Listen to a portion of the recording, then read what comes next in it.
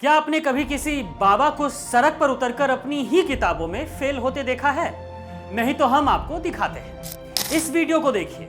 Road पर कोई प्रवचन मंच नहीं था, ये असलियत की सड़क थी और सामने थे सपा प्रमुख अखिलेश यादव। सवाल क्या था? भगवान श्री कृष्ण का पहला नाम क्या है? लेकिन जवाब में बाबा अनिरुद्धाचार्य के मुंह से निकली तो सिर्फ हवा।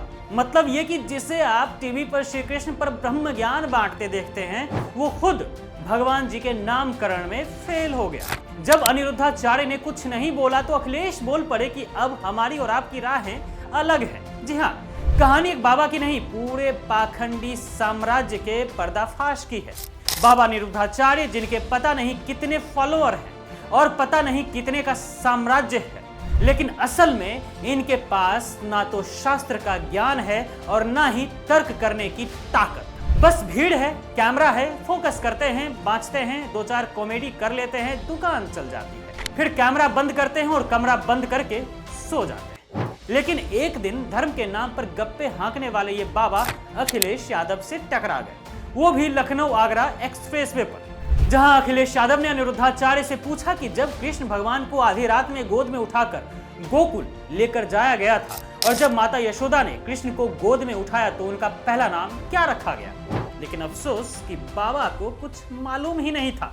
उनके मुंह से सिर्फ फू फू करके हवा निकल रही थी। कुछ नहीं सूझा तो कह दिए कि भगवान के तो हजारों नाम हैं। मतलब अखिलेश यादव को बड़गलाने चले थे बाबा जी, लेकिन अखिलेश यादव तो ठहरे हाजिर जवाब, जो बाबा के जुमले में फंसे ही नहीं।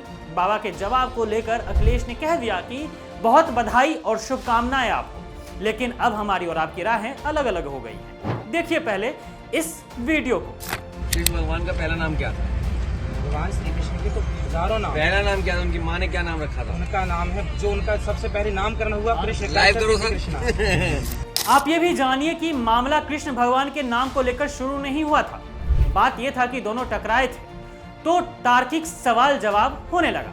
ऐसे में बाबा अनिरुद्धाचार्य के मुंह से शूद्र शब्द निकल गया था। फिर दोनों में जबरदस्त बहस हो गई। अखिलेश यादव ने साफ तौर पर कह दिया कि शूद्र मत बोलिए, हम वर्ण व्यवस्था को नहीं मानते हैं, हम उसके खिलाफ हैं। ये भी सुन लीजिए आप।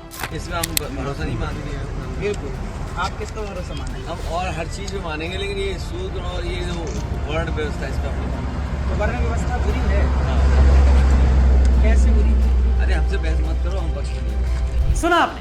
बाबा अनिरुद्धाचार्य की सच्चाई है ये कि वो सिर्फ और सिर्फ ढोंगी है। समाज को जाति व्यवस्था में बांटते हैं, वर्ण व्यवस्था के नाम पर लोगों को बड़गलाते हैं।